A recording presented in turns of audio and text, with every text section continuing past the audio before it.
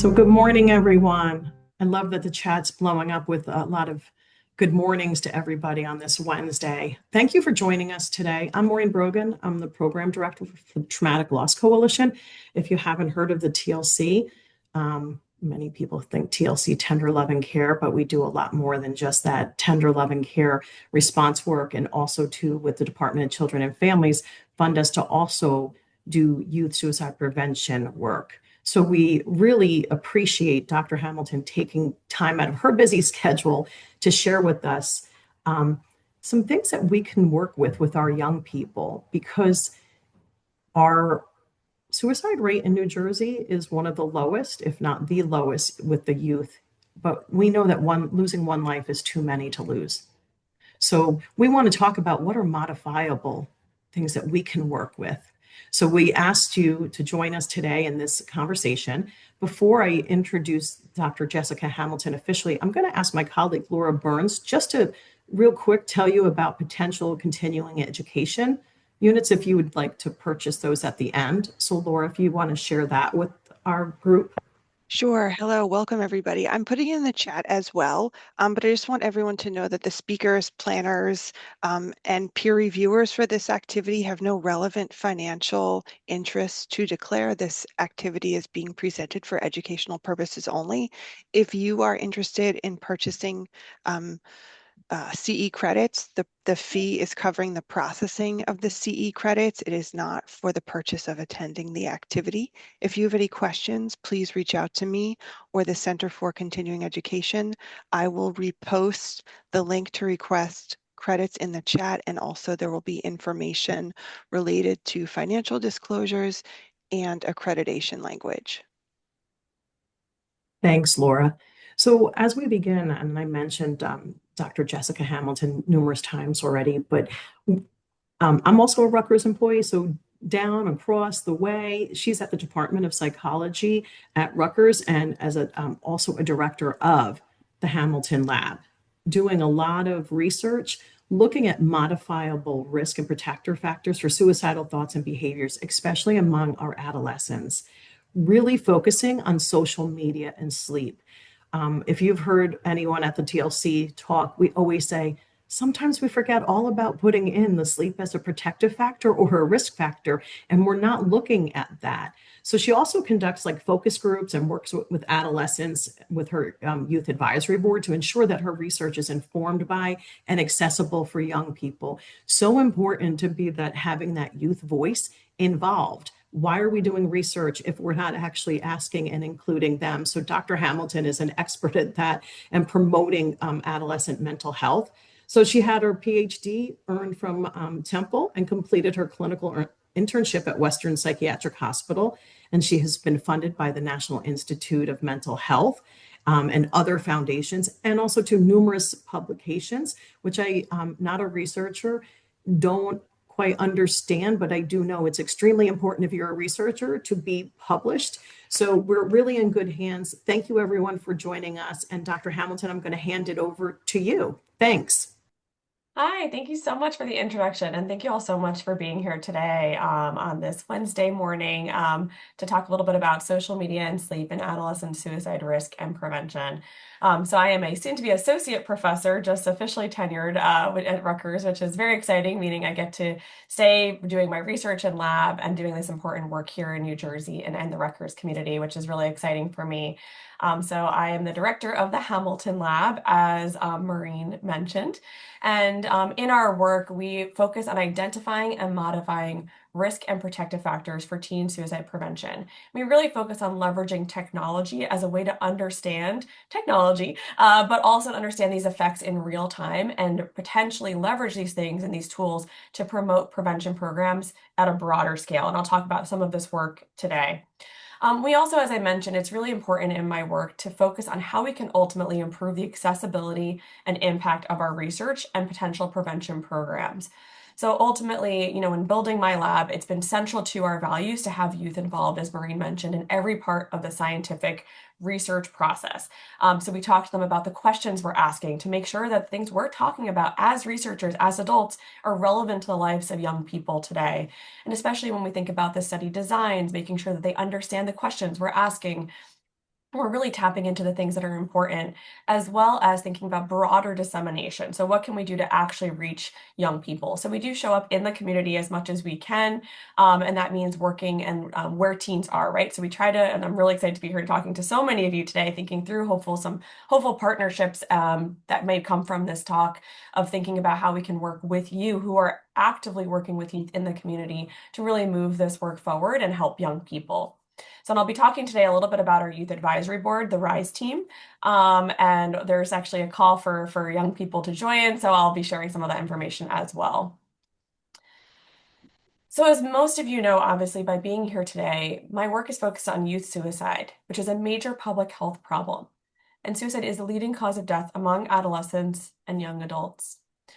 But beyond only death by suicide, the Centers for Disease Control data show that about 1 in 5 have seriously considered suicide, and nearly 1 in 10 have actually attempted it.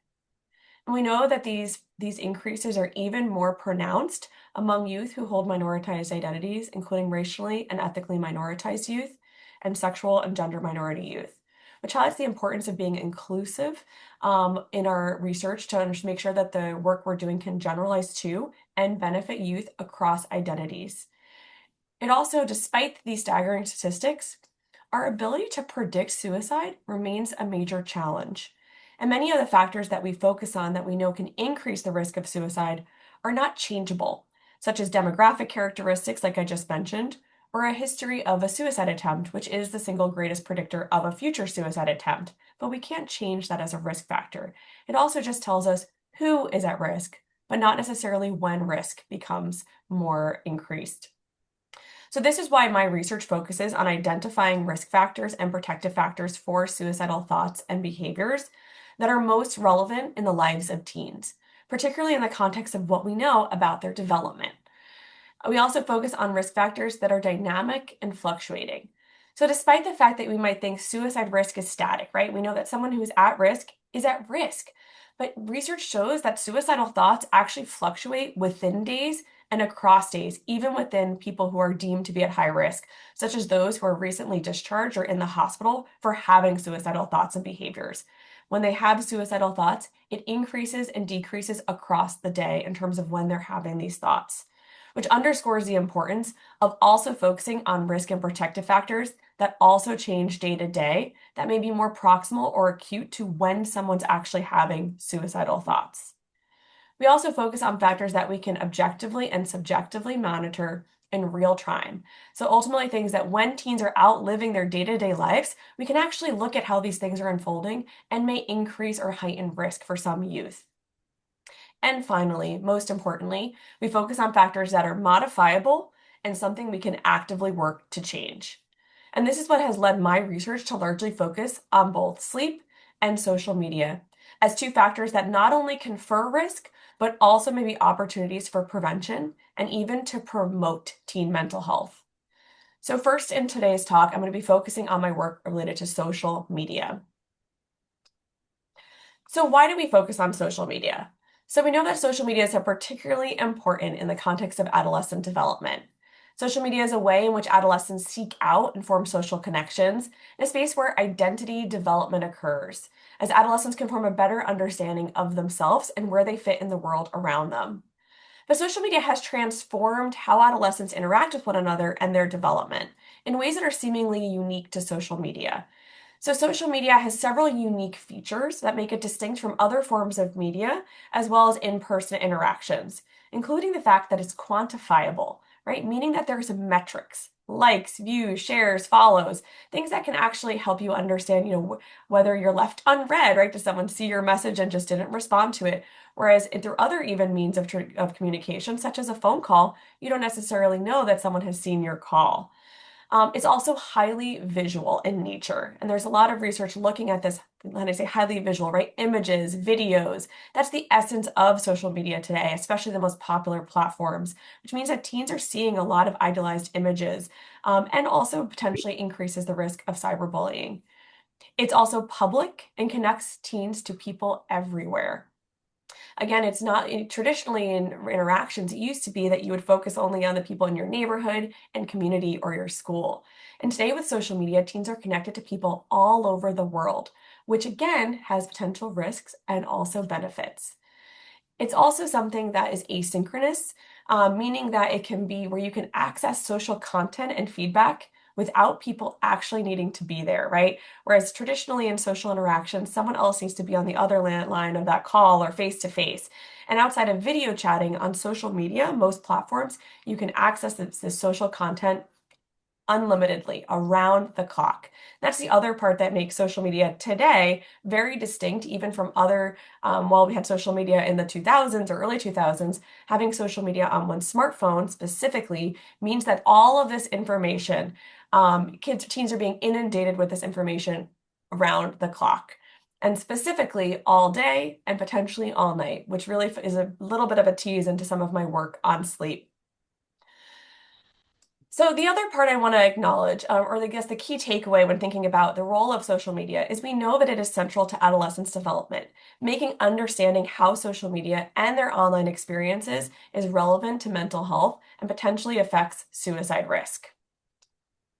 So another important context or broader consideration that we often forget about when talking about social media today is that teens today developed a unique relationship with social media, and we need to recognize how COVID played a role in social media use today. One, for instance, it completely transformed social media and social networking because that was really where people were looking for the broader world for connection. And in fact, many people, especially in New Jersey, right, needed social media as a way to connect. And so we need to take a step back and always, when we're thinking about this work and thinking about young people in media, it's not a matter of how most of us grew up with media, where, for instance, you had years of developing without social media.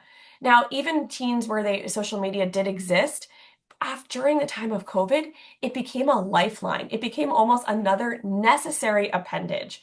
And that is important when we can have all of the conversations about the risks and the benefits and whether we take it away or not. But we do need to take a step back and remember that for several years, we were actually, or at least for several months at a minimum, we were actively encouraging young people to use social media to connect with those around them. And that is something that as adults, in the context of our lives, we often forget. But in fact, for teens, that means that their relationship with social media is highly unique as they were learning about social relationships in the context of social media during COVID-19 pandemic. So again, just as something I want you to think about as you're reflecting and recognizing the impacts of social media more broadly. So again, just I have these little key takeaways on every slide, and there's something that I hope as you're moving through this talk, you can think about as kind of the key piece of what I'm hoping you'll take away from each section of today's conversation. So this leads to the key question, right? Does social media use actually increase adolescent suicide risk? So I hate to disappoint you, but every researcher's favorite answer is it depends, right? But in this case, it really does depend. It depends on what we mean when we are talking about social media use, how teens are using it, who the teen is, and what pre-existing strengths and vulnerabilities they possess, among other characteristics, and what happens when they use it or what they experience when using it. So we need to be specific about what we are talking about social media because social media is not one thing. It is many things. The same way we might say like, is food good or bad, right? Okay, well, it depends on what kind of food and how much you're eating it and what time of day, right? There's a lot of considerations. Or is TV good or bad, right? We need to move away from the conversation of thinking about social media in this monolithic, is it good or bad as a whole, and recognizing that it is actually a lot of different pieces and a lot of different platforms. And that's what I hope we'll talk a little bit about today and help you think a little bit more critically about what social media is and the situations and circumstances in which it may be harmful for youth, and also when it can be beneficial. So I'm going to focus on three components and methods of my research, and I will break these down for you to really help you understand the latest research on how social media use affects adolescent suicidal risk or risk for suicidal thinking specifically. And I do want you to know that some of the work I'm presenting today is really preliminary in the sense that this data we're just processing. So I'm giving you a snapshot into a preview, I say, of what's to come in this work. So in my research, I use multiple methods to understand social media, and this is important when we think about social media. Smartphone sensing, which is a fancy way of saying we basically have an app on teens' phones, much like a parent tracker security app, that allows us to look at self-report, like move beyond self-reported estimates of screen time to look at their patterns of social media use and what apps they're using and when. We also use something called ecological momentary assessment. EMA, but really what that is 3 brief surveys a day, one in the morning, one midday, and one in the evening, where we ask teens multiple times a day about their experiences, about their mood, and about suicidal thoughts. We also have a weekly survey, which allows us to better understand teens' perceptions of their social media, but also what they're experiencing and whether they have suicidal thoughts, which also allows us the opportunity to intervene if suicidal thinking escalates. And that's something I could just tell you right now, and I'm sure I don't need to say this to this group, but I do want to reiterate that asking about suicide does not make someone have suicidal thoughts. So it's important to ask directly, and this is true in any type of suicide risk assessment, or if you think someone's at risk, but also want to reiterate that asking in our research about suicidal thinking does not increase the likelihood of someone having suicidal thoughts. The other part of this is actigraphy, which is basically like a research grade Fitbit, Apple Watch that allows us to track their sleep. And I'll be coming back a little bit to this at the end when I dive into sleep in the second part of today's talk. And we're really thinking about sleep as it relates as a potential mechanism. When I say mechanism, I'm thinking about it as a potential link between social media and suicidal thoughts. So I want to tell you a little bit about who is in our study and who isn't, so because I'll provide some context of the research that I'm going to be talking about and kind of provide a little bit more information about the study to help ground us before I move into the key findings and takeaways. So this is my main study called the Pathways Linking Use of Social Media to Teen Outcome Study. It's what we call an intensive study where we're monitoring teens regularly using those 3 methods I mentioned for 2 months. So for 2 months, we can get a deep dive into the teens in our study and understand what their social media use looks like and how that relates to what teens are experiencing and their suicidal thinking. So we had 130 teens. We had a highly diverse sample with over 50% who had racially, ethnically minoritized identities, as well as a relatively large sample of transgender and non-binary or gender diverse youth, which is higher than the national average, but also tracks a little bit with increasing averages nationally as well. So given the online and remote nature of our study is actually a major benefit that we were able to recruit people from all over the United States, which increases access to study participation across the broad geographic range. And we had 35 states represented in this sample of 131 youth, including our state of New Jersey. So for the first part, I first want to talk about what we know about social media screen time, and this relates to our smartphone sensing work. So there tends to be a lot of focus on how much teens are using social media. And that's something that I think when we think about policy and what we see in the news, that's often the headline. But, and this is where we're thinking about, our policies, that's the focus, right? Banning people beyond a certain age and just taking it all away. But what do we actually know about how social media screen time relates to suicidal thoughts? There's a lot of correlational work, meaning that people say, like in a broad data set or broad group of teens, there's a relationship at the same time point when people say that they use a lot of screen time and when they said they had the suicidal thoughts. So I'm telling you this a little bit so you're more educated consumers of this work or these headlines that you maybe have a question of, well, what do they actually know of? How do they actually look at screen time? Because let's think about this. How accurate are we at actually predicting our social media screen time? So humor me for a minute and think about your own social media use. Think about if I asked you, how much have you used social media yesterday? So if you were to think about, was it a 5 minutes, 10 minutes, 20 minutes, 30 minutes? What goes into that information? Are you thinking about the number of times you opened and closed your social media apps? The 20 minutes you got sucked into TikTok or YouTube? If I ask you about your typical use, you might think, well, it was different yesterday than it was the day before, where I was kind of had a little bit more downtime and I was using it. So the same is true for teens, right? We know that social media use and how it affects us fluctuates considerably day to day and even within a day.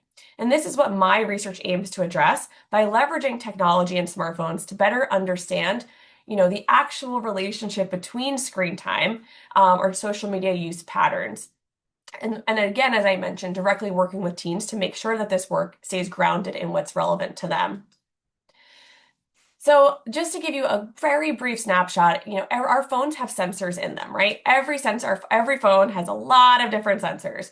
So what I'm tracking is the number of times, and for how long any application on a teen's phone is brought into the foreground of their device. So when they open a social media app, that would count. I'd get the information about when that happened, for how long that use happened, what app it was, when they closed out of it. And then that's true for every single application on their phone.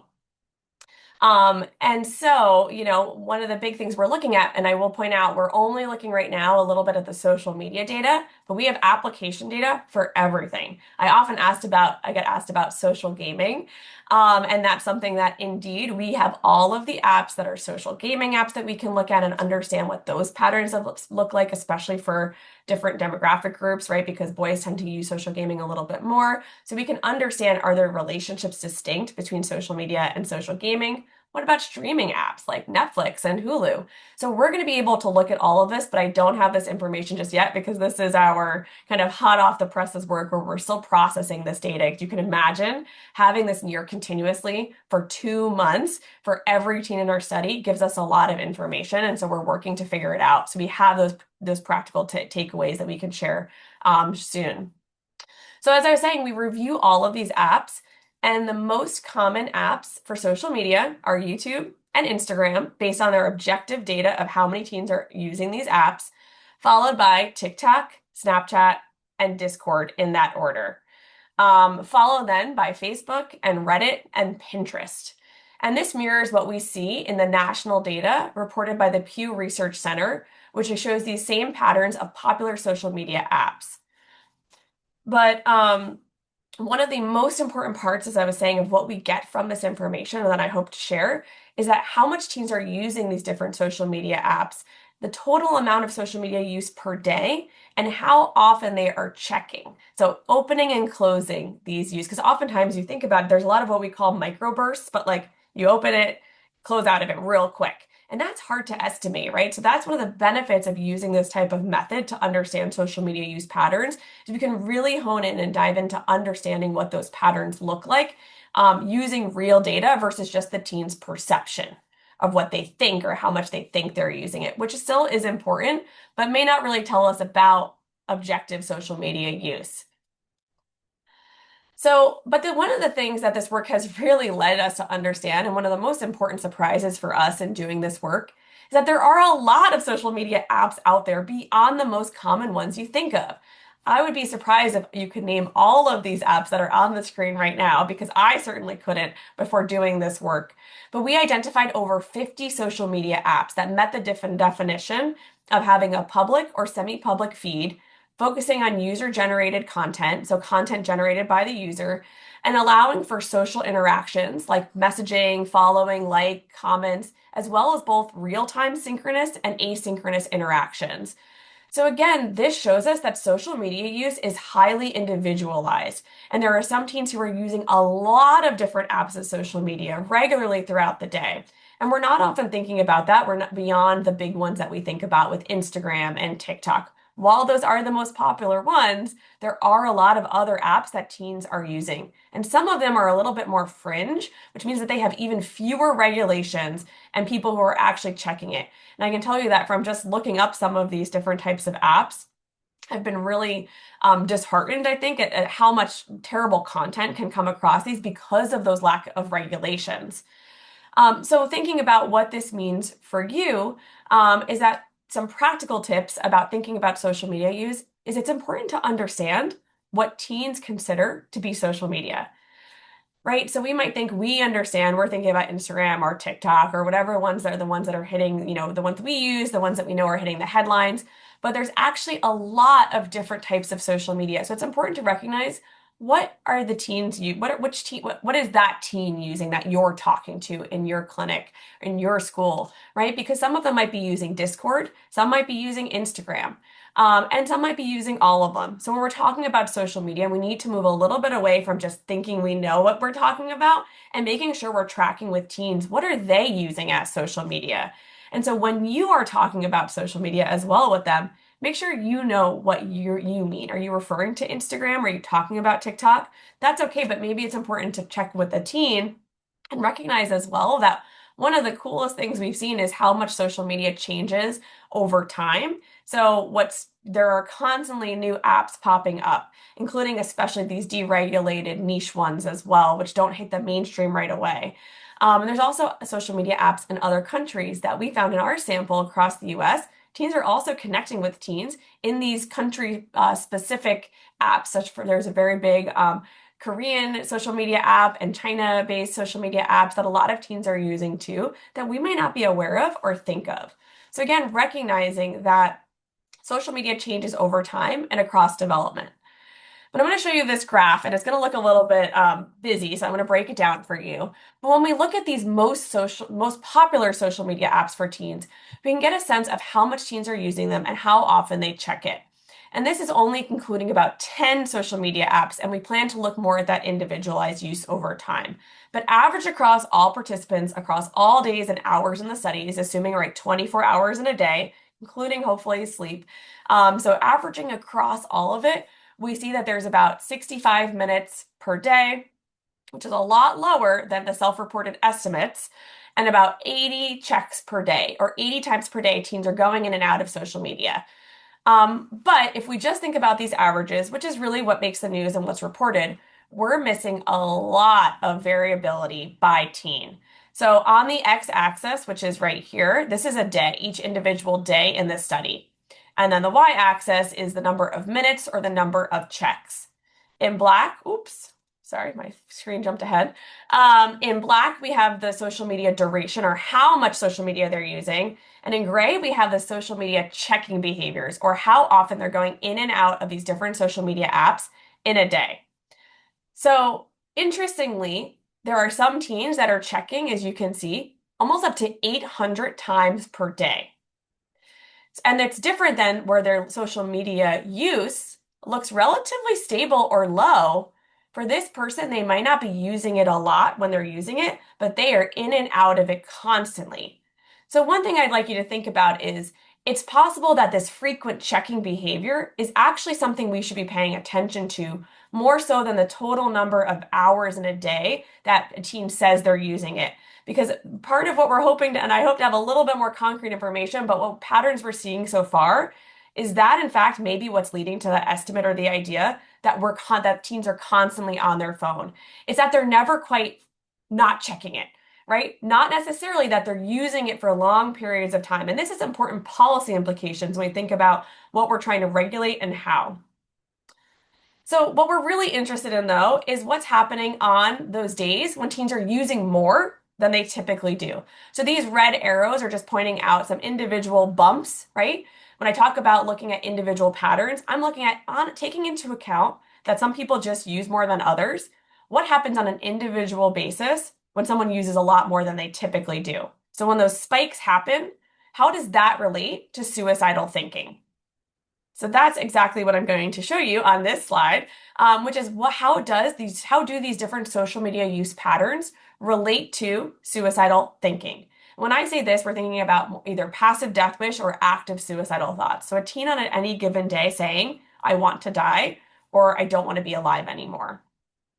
And so overall, again, we're able to tease apart in the way we modeled this data. And I won't go into the statistical approach, but the way we're able to look at that is looking at those fluctuations, those spikes. What happens when someone spikes or goes up compared to their usual amount? And perhaps surprisingly, perhaps not surprisingly, we did not find any effect for social media duration or how much time on any given day a teen was using social media more than they typically do and whether they had suicidal thoughts that day.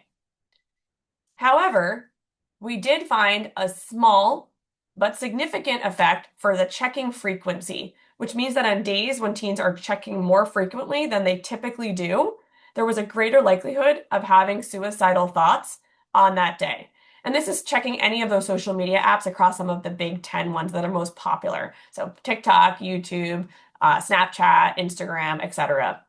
But what we don't have in this analysis is looking at the broad range of all of the social media apps to look at this on a more fine-grained scale, which again, maybe some these numbers I think are going to be higher when we take into account all of the social media apps that teens are really on. So the key takeaway here, and one of the big things I hope you think about when thinking about social media is maybe it's not just about how much teens are using, but it's also about how frequently they're checking it. So that might be actually having time set aside where someone is using social media, and that's okay for 30 minutes at a time, versus just feeling that constant urge to go in and out of it. So what we don't know is necessarily what's happening in those checking days. What is contributing to that? And that's something that we're going to be diving in deeper for to understand, how can we then reduce that checking behavior, right? Or, is it that when they're checking more, they're also having more negative experiences? That's a preview to the next thing I'll share with you. But what do we see in terms of what's happening? We don't know that just yet. But just thinking about one behavior that people don't regularly think about with social media is how often teens are checking. Okay, so that's one of the key takeaways for this. But a few important caveats here is that teens' social media use differs by the different apps that they're using. So I'm going to show you again this graph with the x-axis or the bottom line being day in the study again, and the y-axis being number of minutes. And this is for total duration or how much teens are using, frequency of checking. So in red, we have Instagram, in blue, we have TikTok, and in orange, we have Snapchat. And each of this represents a different teen in their study. So again, just by looking at this, you can see that how much a teen is using Instagram does vary a lot day to day, right? Let's look at this person in particular who has high levels of social media use across these different platforms, maybe not as much Snapchat, though they're using it. But you can see that they are checking Instagram constantly. But then on some days, they're checking TikTok a lot more. We do tend to see patterns of longer TikTok use when using it, but more frequent checking for Instagram, which is interesting. So when teens do use TikTok, they tend to use it for longer bouts of time, maybe a little bit more of that endless scrolling, whereas Instagram tends to be more of that kind of in and out of it checking behavior, but we're looking a little bit more into that. But the practical takeaway here is that every teen uses social media differently, which is important to recognize and understand when talking to teens about their social media use. And it might look different day to day. So again, just when recognizing and thinking about social media, we need to understand a little bit about how these different platforms also relate to suicidal thinking, which is the next step of this work. But while teens may use social media differently, they also experience it differently. It is actually even more important how teens experience social media than how much or when they use it. So I'm going to focus on the other core part of this work is how do teens experience social media when they use it, and how does that affect their risk of suicidal thoughts? So this is using data from what I described as the ecological momentary assessment, or those multiple brief surveys per day, where we're asking teens about their different experiences on social media. So we're asking specifically about social comparison, negative interactions, and fear of missing out. And we're asking about this multiple times a day to see kind of how, when they're using social media, how are they feeling about these different things? And for positive, we're also looking at, of course, how can social media potentially benefit some of these youth? So we're looking at whether they felt supported or connected, whether they had positive interactions, and whether they felt inspired or uplifted through content that they saw. These items were both informed by prior research, but also in collaboration with our youth advisory board. Teens also reported whether they had suicidal thoughts that day, as I mentioned before. And so again, we're able to tease apart in this information whether teens, like how having more of these positive experiences or more of these negative experiences, even compared to how much a teen typically experiences, is related to the likelihood of having thoughts of suicide on that day, really allowing us to take, again, into account those individual differences that might exist. So overall, what we found, and this is a graph where we see 0 is actually the mean. 2 is when people had more negative experiences. -2 is when they had fewer negative experiences. And it's the probability of having suicidal thoughts on that day. So overall, we found that adolescents report having active thoughts of suicide on days when they had more negative experiences compared to their usual amount. And while there's some variation, you can see for some kids that relationship is very strong. And for some, it's pretty minimal. So there's actually some groups of kids where they're actually less affected. But on average, when an individual has more of these negative experiences, they're more likely to have thoughts of suicide. And we found this was especially true for that social comparison. So when teens felt worse about themselves compared to how they usually feel on social media, they were more likely to have thoughts of suicide on that same day. But social media was not only negative. But at the same time, we found evidence that when teens had more positive experiences on social media, they were less likely to have thoughts of suicide that day. And this was particularly true for experiences in which they reported feeling more connected and supported on social media, which again suggests a potential protective role of social media onto teen suicide risk. And I also want to note that unfortunately, we did look at whether having more positive experiences on that same day buffered against those negative ones, right? Did it minimize the negative? And it didn't. They were actually both independently associated, meaning on days when kids had better experiences, they were less at risk. And also on days when they had worse experiences, they were more at risk. And so one of the pieces here is this is the first research study to examine the more proximal effects. So really looking at that question of does social media, and you wouldn't believe it because of all the highlight of how social media use is associated with risk and suicide, but most of the studies are self-reported surveys and not looking at these things over time or within person. And so in this study, which was published a few years ago now, we find that in fact, social media, right, is acutely, so on a short time scale, associated with suicidal thinking. But it confers both risk and protection and really highlights that, again, maybe perhaps we need to focus emphasis on reducing these negative experiences, specifically social comparison, and talking to teens about this social comparison that they may experience and recognizing that when it gets worse, they might actually be more at risk and amplifying these positive and supportive experiences of social support and connection, which may actually serve as a protective mechanism to prevent suicidal thinking or reduce the likelihood of having suicidal thinking. So, and then I saw in a question earlier with the sensing data, we're again looking at not tabs or browsers. So someone could be using these different apps on their browsers, but for teens, it's less common. They really focus on the apps. So any type of the application use is what we're getting. It's only when it's brought into the foreground. So if it's in the background, that's not really considered active use since you can only have one app open on your phone at any given time. So the other part someone brought up, like, so what about the content, right?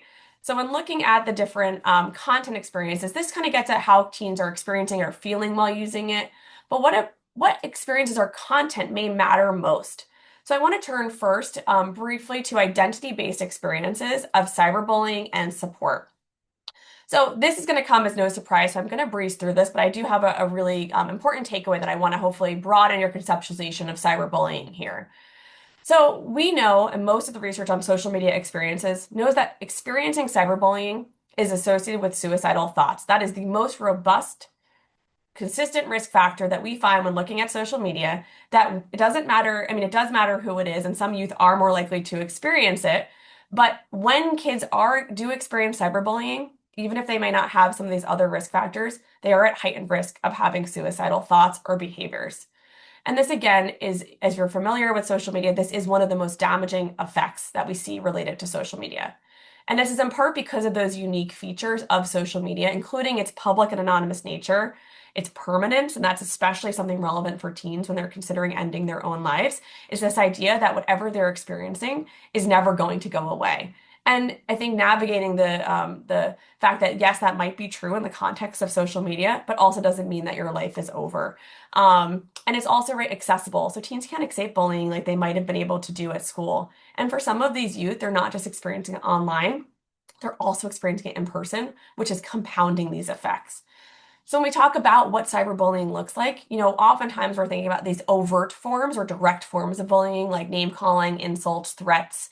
But there's a lot of other types of more covert forms of cyberbullying that can happen, like feeling rejected, being excluded intentionally, right? Being taken off the group chat, spreading rumors about someone, which can happen much more quickly through social media, or threatening to end one's relationship.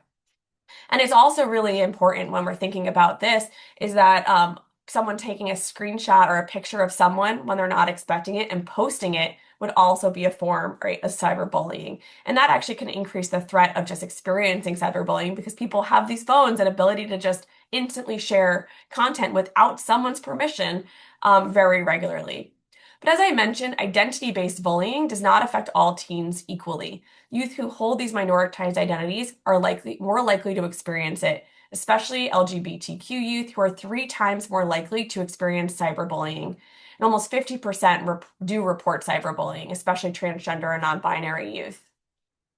But one of the important things that we've been focusing on in our work is not just what happens when you experience the cyberbullying, what happens when you see someone else experience it? So most of this, right, like what effect does seeing someone else experience cyberbullying have, especially if it is focused on someone else who has your identity? So in this research study that I conducted with my colleagues, also at Rutgers, Linda Oshin, we looked at whether when youth of color experienced or saw someone else experience racism or discrimination, so really being bullied because of their race or ethnicity, how did that affect their suicide risk?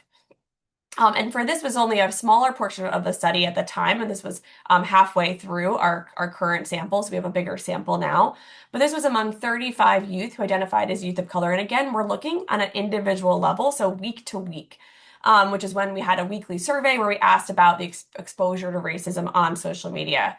And we found that on weeks, so when youth saw or were exposed to racism or discrimination on social media, they were more likely, about 6 times more likely to have thoughts of suicide on those weeks. So again, taking into account differences between risk, when youth saw it, their risk was heightened. They reported having thoughts of suicide. So the key takeaway for this, and I'm happy to dive into more specifics about any of these conversations in the later sections of our Q&A, but we often think about bullying as only happening to the person. And what I want you to think about is that it's actually having an effect on kids regardless. And so especially if it's someone who shares your identity, and we did the study with racial ethnically minoritized youth, but it also may be true for youth who are sexually or gender minoritized or other youth who share whatever personal characteristic it is, whether it's a disability, right, a mental health condition. So recognizing that exposure to identity-based cyberbullying is related to suicidal thoughts, even if it's not directed at them, which means that it may be important to also ask teens, not only if they're experiencing something negative or harmful, and the word cyberbullying tends to carry a lot of weight with teens, so they might not be likely to tell you if you say cyberbullying because it conjures up an image of something really, really intense and severe that maybe they don't think could happen to them. So asking more about the consistent, right? Like, are you repeatedly having people say mean things to you or spreading images or pictures or doing things without your permission? There's different ways of asking these questions to get at cyberbullying, and also, asking directly about whether they saw, especially if they are a youth of color, if they see how often they see racism on social media and how it affects them, may be really, really important in understanding heightened suicide risk we're also seeing in these groups. So here are a number of other resources that can be useful when thinking about cyberbullying specifically. And I'm happy to share the slides after as well, so you have some of these references and resources if they're helpful for you and your community. One in particular you might not be familiar with, and this is actually developed by a friend and collaborator of mine at the University of Pittsburgh. But Flourish is a really cool chatbot that actually is designed to help especially underserved youth with an emphasis on LGBTQ plus youth, but it's focused especially on online for those who experience online victimization. It's really engaging and interactive, so I encourage you to check it out among some of these other resources as well. The other part, not to just be entirely negative about how it affects youth, but social media can also be a place that can strengthen bonds among existing friends and to form new friendships online, which reduces social isolation and loneliness and improves mental health. And it can offer all kinds of support for teens. including even finding people who share your identity if you were isolated in a community where no one may share that same identity.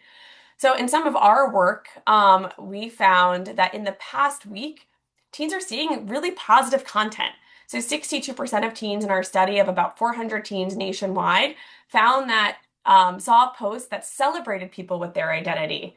65% shared meaningful conversations about their identity with someone they cared about in the past week. And almost 1 in 2, right, or 50% of teens got support from a community of people who shared their identity that they didn't know outside of social media.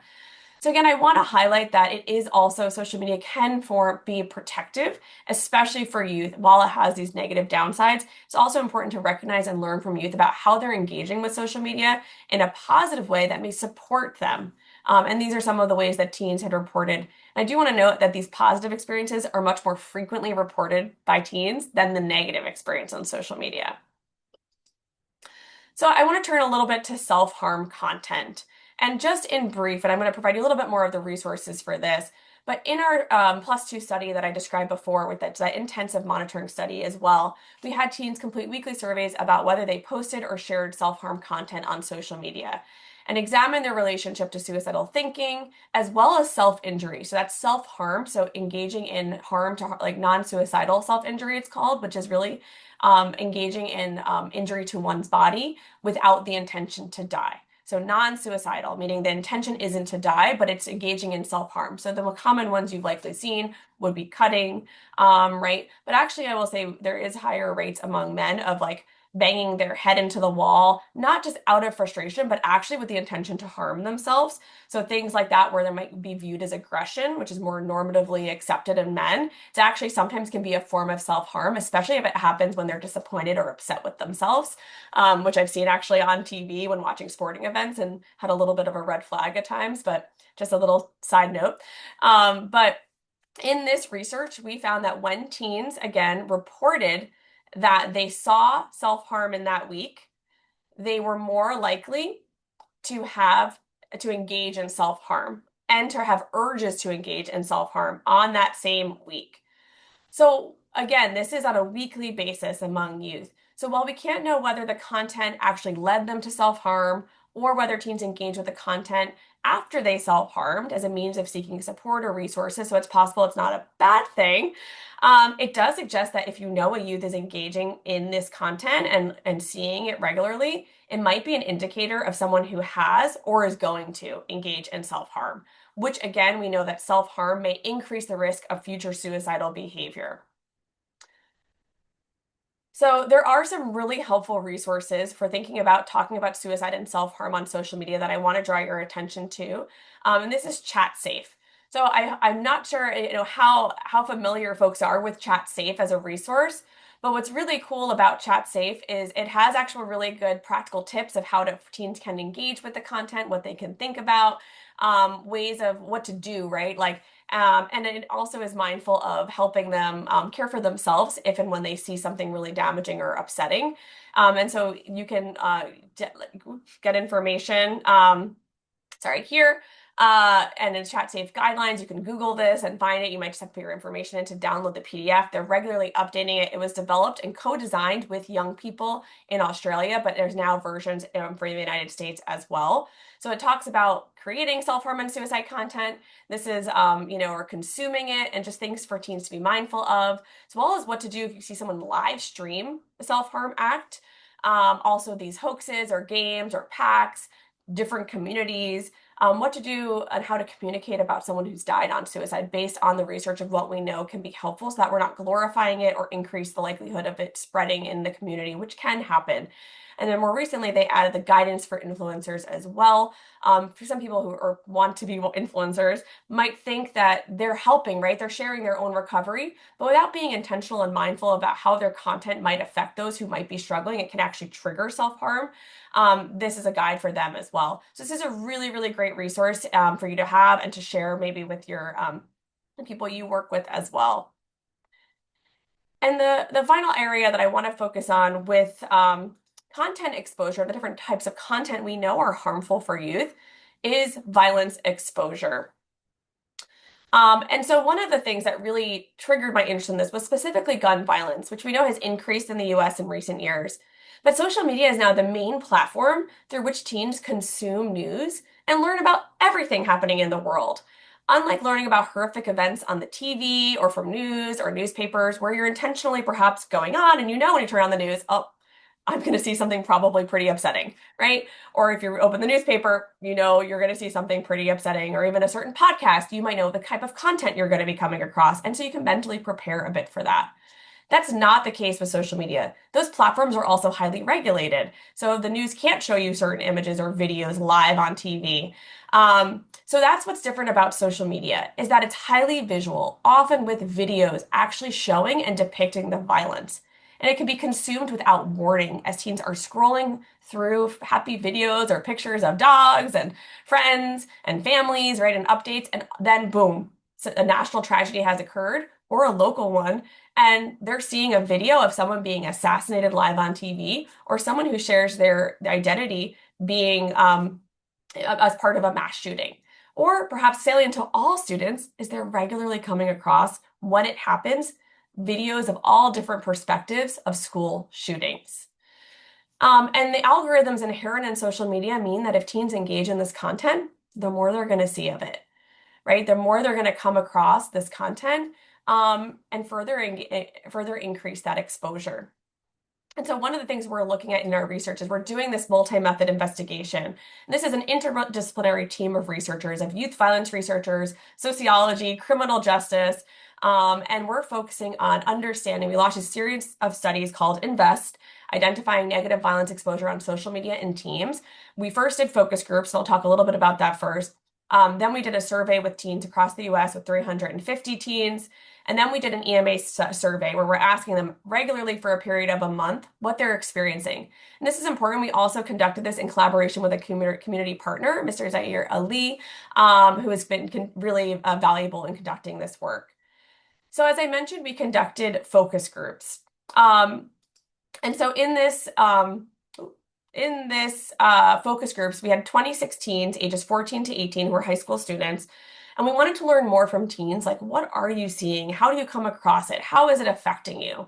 And they were from all over the US and held a range of different identities as well. And in this, we found that they found videos are by far the most common way they're seeing videos of violence. All kinds of violence, especially gun violence. Instagram, YouTube, and TikTok are the most common platforms they're seeing this violence, and it is most commonly school shootings if and when they see the violence. But some of the things I want to share you some quotes that teens said when talking about this work was one of the things that really struck with them was that it happens without notice, unprompted, and for some teens, they see it often. Some may see it less frequently, and it really does track based on national events. But one teen said, sadly, I see it pretty much every day. So many people post about it every day, and you can't follow anyone and not see it. And this is not necessarily true. We're thinking about these broad, extreme, violent acts, but violence in general is very common on social media. And AI-generated violence is something that we're now more attuned to and thinking about in this work. One thing, and thinking about how does this affect teens, is desensitization. One teen said, we're so desensitized to it at this point that really the only thing I feel is resignation, because it's pretty much something in my brain like, I know it's going to happen again. And the other part that really resonated with me was that it was so normalized that they were like talking about it, we're very comfortable at first talking about it. And it was only through the context of the focus groups where they're like, I'd say that like sharing it, kind of a lot more makes me think a lot more about how it's been so normalized because it happens so often. And the more you talk about it, the more you actually allow yourself, right, to think about it and process it, the less normalized it gets. And that was something that I've been paying attention to when teens talk about is no one is talking to them about the violence they see on social media. And yet they're seeing it constantly. They're seeing it a lot of the time. And the answer is, and again, I don't want to say like social media is not necessarily the problem here, right? The fact that this violence is happening is the problem. And yet social media is the way in which they're learning about it in a way that's very distinct from how you used to learn about bad things happening. I mentioned inundation with information early in the talk, right?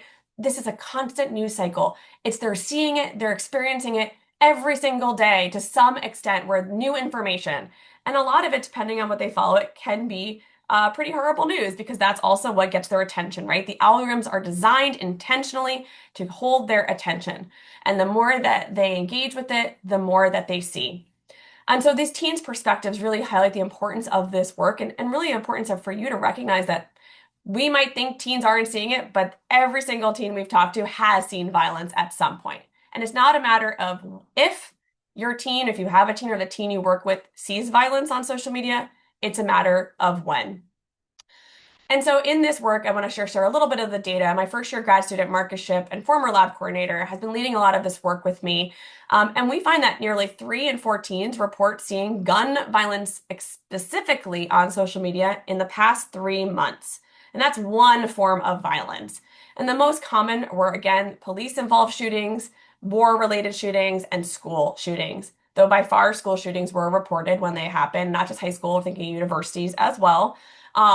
Almost are by far the ones that really stick with young people the most. And more frequent exposure, so the more a teen says they see this violence, the greater likelihood they were of saying they had thoughts of suicide in that past month. So while this is cross-sectional, meaning like it was the same time point survey, so we can't know for sure, did seeing this violence exposure increase the likelihood of having thoughts of suicide? Part of what we think might be happening is that when teens are regularly exposed to violence, right, it desensitizes them to it. And one of the things we're currently trying to figure out is for some teens, it might be approach aggression, where it actually increases the likelihood of engaging in violence towards others.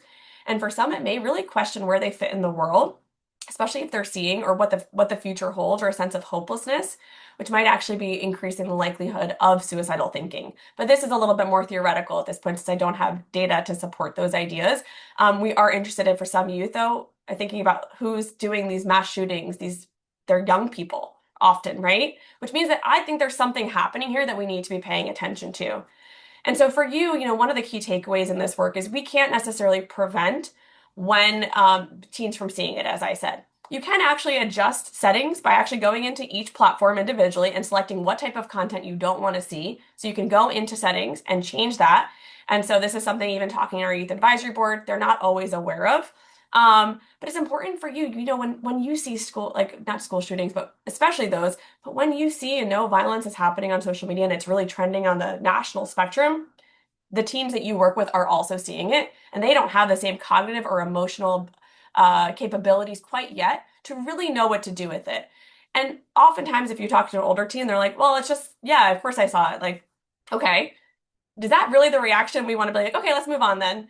I think we do need a little bit of time to sit with and recognize the potential psychological impacts this violence exposure is having with them. And that's what we found in our focus groups, that they were like, thank you for talking to us about this. Like, no one really has talked to us about what we're seeing and how this affects us. So again, I think sometimes we're afraid to ask because we don't really know what to say or do, and that's okay. I think recognizing with teens that we don't have all the answers and we're also having our own feelings about it, but it can also create opportunities for self and emotion regulation and also potentially reduce suicidal thoughts for some youth. And so here are some really helpful resources for social media in particular that I want to draw your attention to. One, we have a constant stream of this on our own website that we're regularly trying to create. So if you have ideas of things that you want me to, like, or my team to create for you, like, we're very happy to think about like worksheets and things like that. They're all also, so on my website, we're kind of renovating our website right now. So it's going to look a little different in the coming months, but we have a lot of different resources for social media and sleep. But also their Center for Digital Thriving for anyone who does clinical works with teens one-on-one or even in group settings. There's some really cool worksheets that you can use to help teens think about like thinking traps they might fall onto on social media, which taps into what we know is effective in clinical therapy for cognitive behavioral therapy. So thinking traps, right? Like falling into like assuming the worst when someone leaves you unread, right? Things like that. But also some studies have found that helping teens recognize that they're being manipulated by the media kind of triggers that autonomy reflex that teens have in this stage. So helping them learn like how and why the social media companies are manipulating them, these design tricks. Then there's a video, there's some worksheets in there, and that can be helpful as well for teens. And again, the American Academy of Pediatrics also has some really good resources as well. So when thinking about, beyond what we can do at a broader scale and really regulating these social media companies. I also want to highlight the importance of parents and caregivers in shaping teen social media use, which is the focus of my fourth year PhD student, Maya Dalek. And in her recent work, we found that the way more teens thought their parents were snubbing them, essentially, or phubbing, phone snubbing, so using their phone or social media specifically while they were in conversation or in the room with their parent, felt like they actually reported more negative experiences on social media and higher levels of depressive symptoms. So again, in brief, just I'm not going to get into that too much given time, but modeling behaviors of healthy social media use and screen time or phone time in general in front of kids, but including teens, is really important for parents. So if you're working with families, that's something to maybe bring up and to help them recognize that actually parents still do matter in these associations, and we're finding a long effect.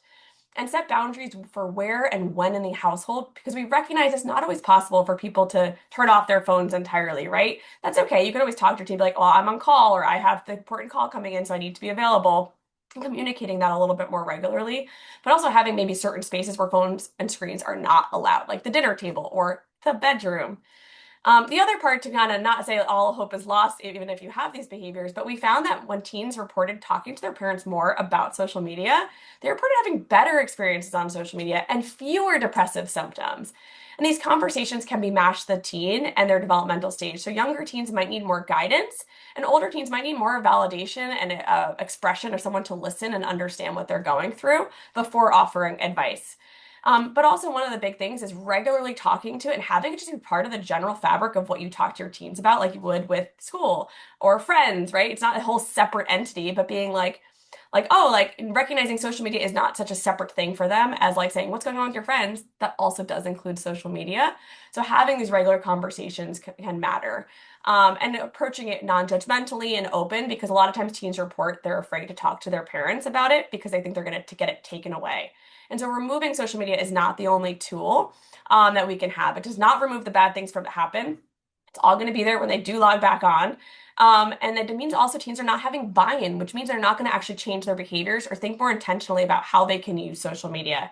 And that if and when something bad happens, they're not going to go to you for help because they're worried about you taking it away or what your reaction is going to be. So again, some things to think about and how you maybe approach social media use. So I'm gonna switch gears a little bit now. So this might seem like a hard right turn to talking about sleep, but it's actually very related, as I've kind of alluded to throughout my conversation today. But sleep is a core part of my work.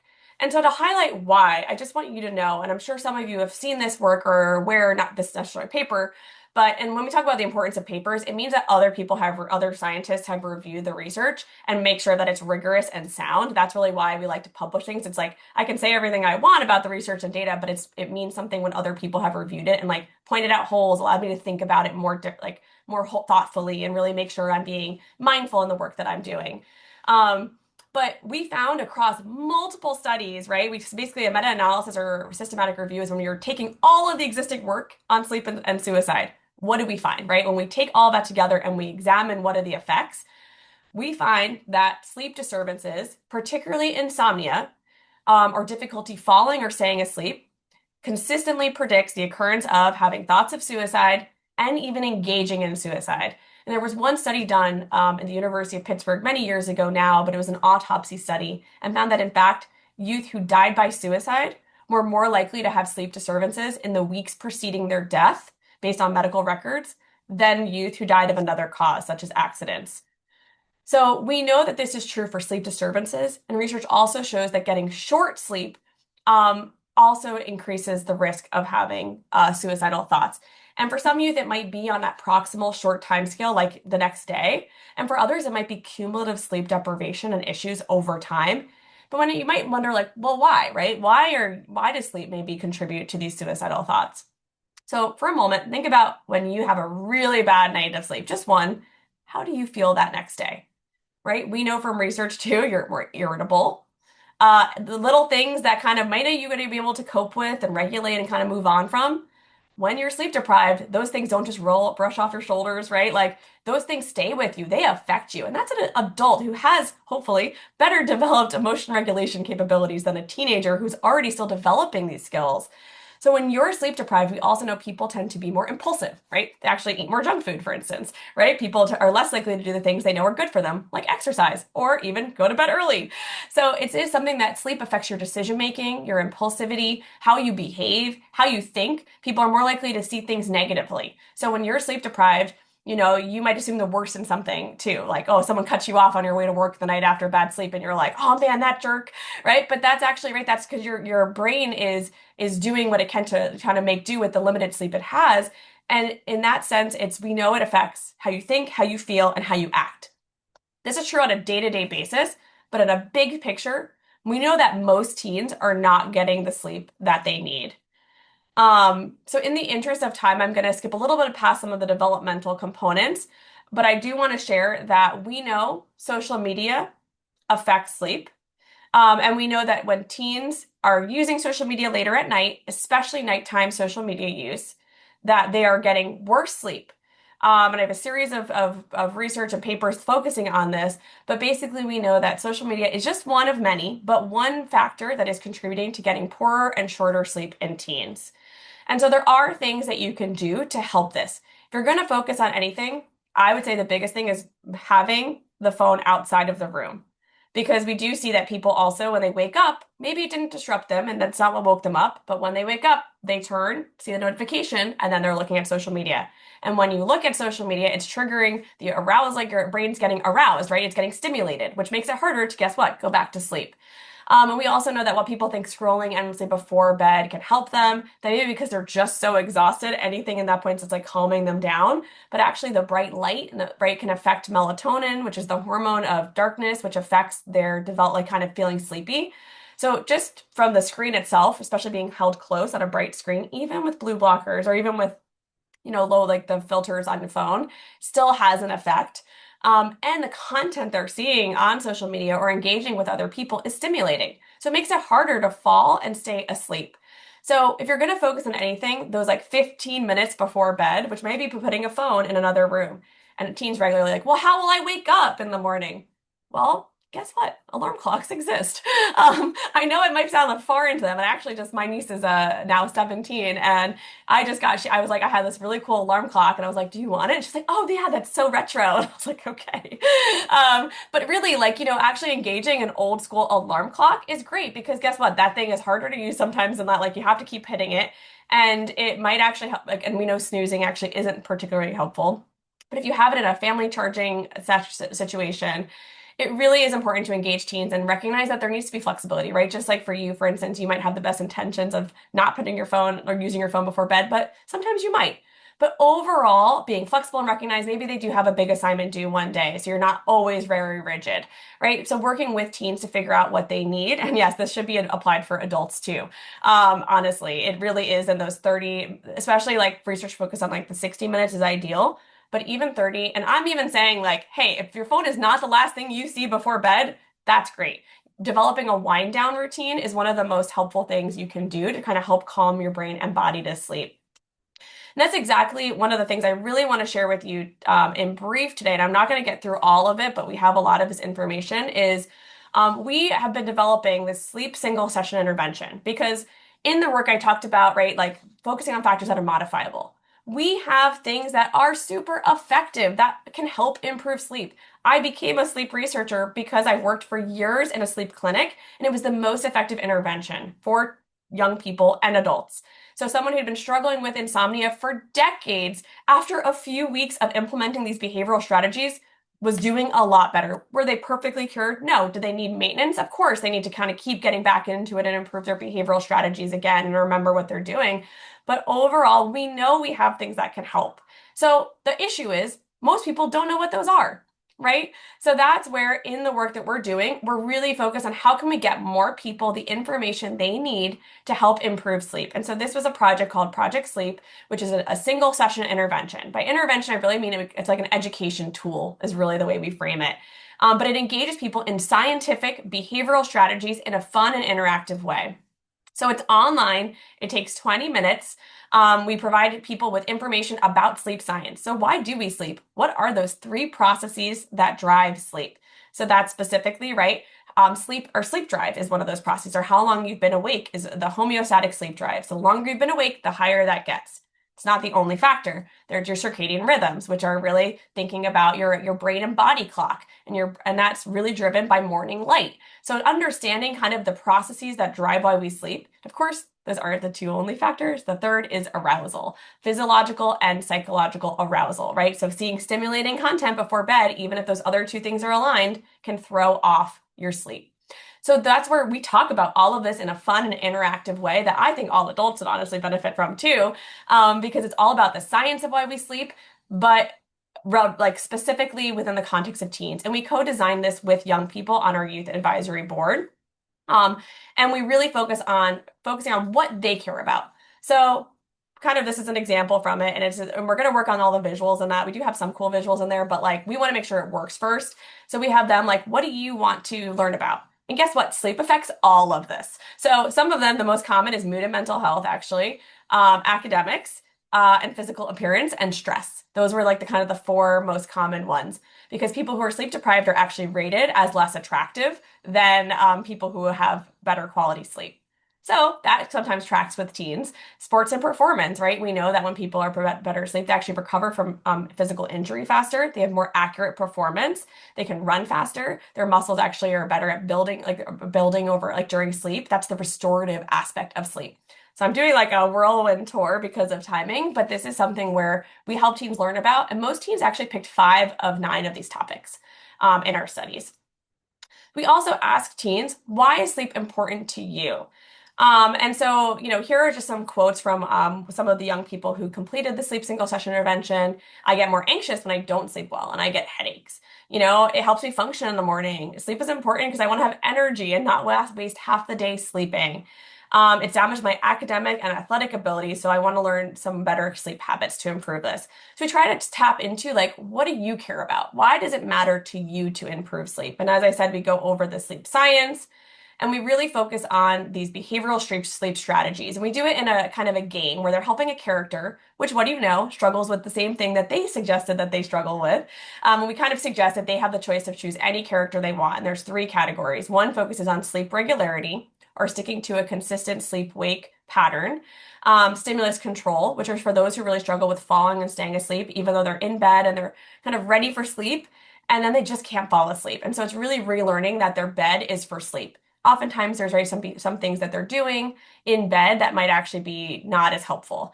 And then arousal reduction. And this is really for the teens, is how I frame it. The teens who don't give themselves the opportunity to sleep. They're like working or on social media right up until the clock and they're like, okay, now sleep, come to me. And adults are guilty of this too. But when we get into that, right, like I'm sorry, that's not how our brains work. We do need a little bit of time to slow down and calm down. And so it's really about helping them develop a wind down routine that's free of technology, but also away from even like for some really high achieving teens, schoolwork. So we have a whole bunch of this examples and we interact with the teens through that they do a game and kind of help the character sleep better. And it teaches them these different principles. And then they come up with a plan for what they want to improve and 3 steps they can take to do it. We also approach some barriers of thinking through, well, if it's not going well, what would you, here are some things that might get in the way for you and what can you do?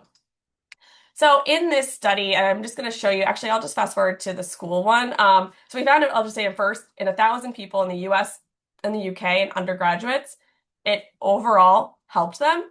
But what I really am excited about, and this is where maybe like, you all come in for those of you who are based in schools, a local high school approached us because they did a survey and surprise, surprise, sleep is terrible. And they're like, we need to do something. So they approached us and we were like, hey, we have the single session intervention.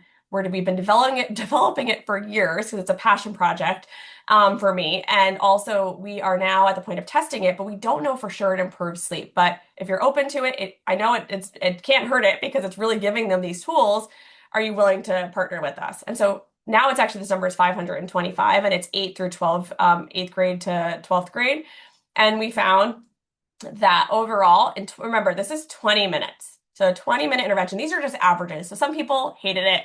Most people on average, though, found that in these, what we were looking about from before in the green to the post in the red, they felt more control over their sleep after 20 minutes, meaning they thought there was something they could do to improve their sleep. Most people are like, sleep just happens to me. It doesn't. There are things you can actually do in the day and specifically at night to improve your sleep. So before and after doing this 20 minutes, they learned that they had more control over their sleep. And what I think is always interesting is they were thought sleep was important before. Nothing changed there. They're like, we know it's important. But guess what? In this one, they know nothing about it. So that's what was the biggest increase was before the intervention. They're like, we know it's important, but we don't really understand how, we don't really understand how sleep works. After the intervention, they're like, we do understand now a little bit more about why and how we sleep. So we learned about sleep. They also reported a greater motivation to improve their sleep habits. So again, this is 20 minutes. And the very small but minor change and a readiness to change. So those are some of the behavioral levers we hope to see when trying to make a behavior change. So in 20 minutes, we found that this sleep single session intervention can potentially help them. So this is free. There's nothing you need to do. So if you have teens who might benefit from this, it is a research study. So there's questions we ask in the beginning, and this is to help us understand who benefits and who doesn't. But the other part is we are very open to partnering and would love to partner with other schools and they who want to pilot this with their school. We did it in their advisory. It took 20 minutes in the beginning. We're constantly working on actually shortening the sleep single session intervention. And then we do a follow-up as well. And so if anyone is interested in talking to me about this and thinking about this, like I am more than happy to think about what we can do. The other part, I know we're very short on time, so I just want to share kind of two kind of big things as well related to the work we do. I keep mentioning the RISE team, and this is our research, innovation, support, and education team at Rutgers.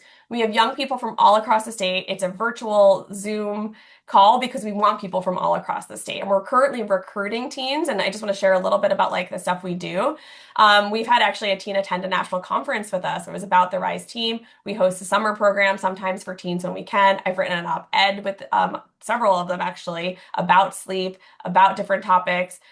They attended Rutgers Day, which was one of our outreach events more recently.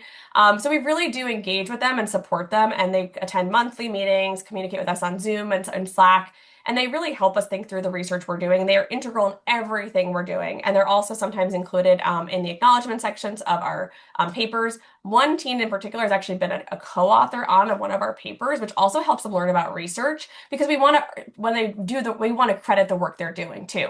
So I do want you to know, like, this is something I view as very mutually beneficial. And I also wrote letters of recommendation for the teens in the group when needed for college. So like we try to support them in so many ways. So if you know any teens, and also this is a very fun blog post if you're interested in learning more about sleep, and that was co-written by the high school student as well. But if you know anyone who might be a good fit for our team, we are especially looking to broaden our geographic range. So I saw people in Ocean County. We only have one. I don't think we have anyone from Ocean County yet. So if you know any teens who might be a good fit, that would be great. You can find all of this on my website. And our team is always delivering programs, presentations, and workshops. We'll be in Lake Como, I think, on next week, for instance. Now, of course, we are located in the Piscataway region in Middlesex County, but we often go to local organizations. We've been in some intensive outpatient programs. So we are happy to come and do, it's a very different kind of talk where we're like, if we're talking to teens, if we're talking to parents, we really do tailor every presentation to the audience we're talking to. So if you're interested in partnering with us or having us come talk to you about sleep or social media or suicide prevention specifically, I have a whole talk on, like, I've done it actually at Edison High School a few years ago, talking about understanding thoughts of suicide, the language behind it. We really love to give back to the community, and we really want to try to get this work out there. So I really appreciate the opportunity to be here today and to talk with you all, just give you a brief snapshot of this work. And I'm sorry we rushed through the sleep stuff. I was very excited to present. But if you are interested, we too, like I said, our website's still we're figuring some of it out, but we do have resources and tips on our website for all different kinds of things. My email is there if we're in finals week right now. So if you send me an email, I will respond next week. Also, of course, we're a research center. And I have some funding from the NIMH and the New Jersey Gun Violence Research Center help support some of the work we're doing to explore gun violence research. But we also have, or was looking for opportunity to do more, especially outreach. So anything that's donated goes towards our outreach work we're doing. But yeah, I'd love to open it. I've tried to keep a little bit of a mind on the chat as we're going through to make sure it was relevant. But please send me. I would love to connect with anyone. And my email is there. My website is the Hamilton Lab. But thank you so much for the opportunity to talk to you all a little bit today. Jessica, there was one question in the chat that I saw about any reference to sleep apnea. Like, Mm. did any of the students like report that, or was that considered a variable? That is a great question. And it's funny, actually, a parent, because we then presented the results to the parents of the school that we talked about. And that was something that one of them is actually a sleep apnea doctor. So we're actually going to be working with them to think about how we can better integrate some of those pieces in. We do mention at the end that we didn't actually assess for sleep apnea, and it is not uncommon in youth. In the for that one, it was anyone who was in an advisory. So that actually would have been a really good place to kind of understand. So we have that, we can add that in actually into our kind of earlier section. We know like 50% of the kids actually met relevant, like based on the insomnia severity index, which is a measure of insomnia, 45% met criteria for elevated insomnia symptoms. Just these are all just teens, not in the high school. So not people who are self-selected for having sleep problems. So it does suggest that like these teens are people who are having sleep problems, but I don't know about sleep apnea specifically, and that was an oversight in our end. But we're hoping to actually, what I was going to say is in the end section, we include a resources section. We let them know this is really, I could think of it like a tier 1 level intervention, right? Like everyone would benefit from this information. Some people need more. So we actually do a little bit of education about like, here are some good resources you can get for cognitive behavioral therapy for insomnia or brief behavioral therapy for insomnia. Here's what you want to look for sleep medicine. So we try to, I think in that section too, we talk about, and if we don't, we can add it. I could go back and check actually, is like also there are medical conditions that impact sleep and letting people know that like we do let them know they should see a doctor if they're having certain problems, et cetera, because we don't see this as a replacement for any of the existing interventions or treatments that are needed for youth. We see this really as like a opportunity to share with kids who are not going to get anything at all, which is a lot of the teens, unfortunately. Most Yeah. people won't get specialized sleep medicine. There was another just question too. Do you have thoughts on high school starting very early, which does not align I with do the have. adolescents' tendency to stay up late, preventing the amount of sleep they need for learning, etc.? Yes, I have a lot of thoughts on that. No, actually, and that is one of my blog posts from a few years ago. It actually goes into like here are the perceived barriers or obstacles people see to moving school start times, and here's how we can address it. And my lab participates in the New Jersey American Academy of Pediatrics School Start Times Later organization because we think that's an organization in New Jersey that's really working with school districts who are hoping to make this change. And it had actually several of the superintendents from schools who have made the change come and talk. There's a webinar online. I can also share these resources if you're thinking about making the change, where we try to broke by the team, like broke up the hour-long YouTube video into like 5-10 minute snapshots. So it's like perceived barriers and what to do. So yes, teens are waking up during their biological night. We know that they are going to feel more exhausted, and school start times, we think about things we can do. And we actually have on the sleep single session intervention. It is for the US and UK, but if they're in the US, they get a prompt that says, hey, here's things you can do to try to advocate for later school start times in your area as well. Because there are things that teens themselves can do, and there are real barriers. But if I told you that there was something you could do to help save lives, help improve the physical health of the people you work with, because we know sleep is linked with physical health, mental health. If I said, hey, if you just do one thing, if I told you, would you be willing to save lives? Most people would say, yes, of course. But then if you're like, oh, it's moving school start times, that is one small thing we can do and get teens better sleep at a policy level. And then you say, oh, well, the buses might have to be figured out. Does that feel like a good enough trade-off? And there are real challenges. I'm not saying there's unions, there's schools, and it's not going to work for every community, but we do see benefits from a research standpoint. We see actual benefits when schools do move the school start times later. Reductions in suicidal thinking, better attendance at school, better GPAs and grades. So like the benefits are real, while the challenges are also just things we need to figure out as adults. That shouldn't take away the benefits for teens. But yeah, those are just a few of my Yeah, quick thoughts. thank you. Just looking to see if there was any last minutes. A lot of thank you so much. A lot of great information. Thanks for sharing. So I think at this point, I'm going to say Dr. Hamilton, thank you so much for carving out. And I forgot that like it's exam week. So really expressing my gratitude for you taking the time, especially during this hectic week, to share this important work. Everyone, thank you. We will post the recording on the TLC, Traumatic Loss Coalition website, and we will share any information that's shared with us. We will forward that to you as well. So appreciate everyone being here. Not the easiest conversations to always have with our young people, but we know so important. Um, and Dr. Hamilton, I'm sure you're going to get a lot of emails of people saying, hey, we can help with this, or we know I young hope people. so, So yeah. I think, I hope that we can also support you in your work as you support us, at the Traumatic Loss Coalition and ours. So thank you very much. Everyone have a wonderful day. Be well. And if you need to get CEs, the link is in the chat. Laura Burns sent that out. So thank you, everyone. And Dr. Hamilton, good luck with the rest of, Thank scoring all you. those exams. Thank you. Thank you so much. I appreciate it. Have a great day, everybody. Look forward to working with you. Take care. Bye.